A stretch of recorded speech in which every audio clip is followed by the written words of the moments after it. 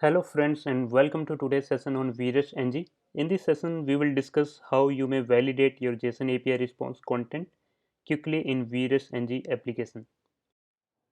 So in this session, we will use the same test case which we have created in one of our previous session. You will look at our previous video on how you may create a test case. VREST NG allows you to set the expected API response, then it will compare the expected and actual API response and lets you know whether the actual response content has matched with the expected content or not.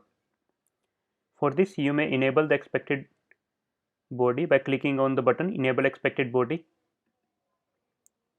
and set your expected API response in this section.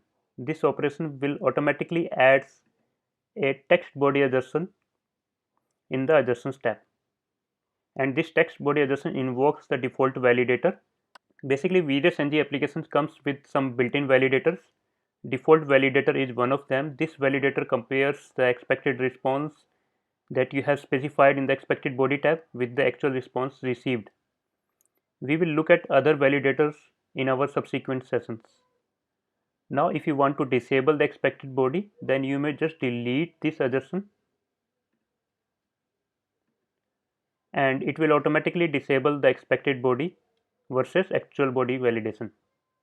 If you are using Pro or Enterprise version, then you don't even need to provide the expected content manually. You may even generate it. To generate the expected response, simply run the test case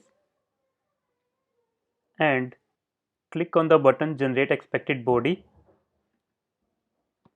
Note that this TIFF report is only available in Pro or Enterprise version. This section will not be available in the community edition. So when you click on it, it will directly set the expected response body. Now let's try to execute this test case again. As you can see that our test case has failed because there are some dynamic properties in the expected response which always changes. So this user ID property has been changed because in the request body we have used a random number for the user ID, so it will automatically generate a random number between 1 and 10 for the user ID. In the expected body we need to handle this dynamic property. So you may use such types of dynamic values by using a star variable. You may even use any global or extracted variable inside the expected body.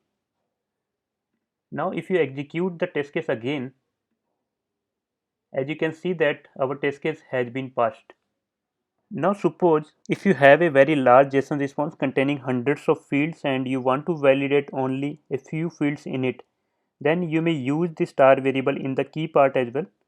Suppose in our API response we would like to validate only the title and user ID field and we would like to ignore rest of the fields, then we can remove rest of the fields from our expected response and we can use the star variable in the key part as well.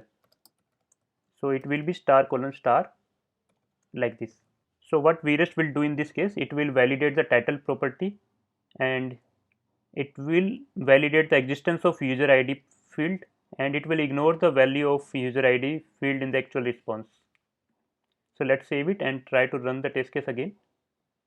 As you can see that our test case has been passed. So in this way you may quickly validate your JSON API response within few seconds. That's it for this session. In our next session we will look at how you may validate the JSON array responses. Thank you for watching this video. I hope this session has provided meaningful information to you. Feel free to comment on this video to provide your suggestions and your valuable feedback.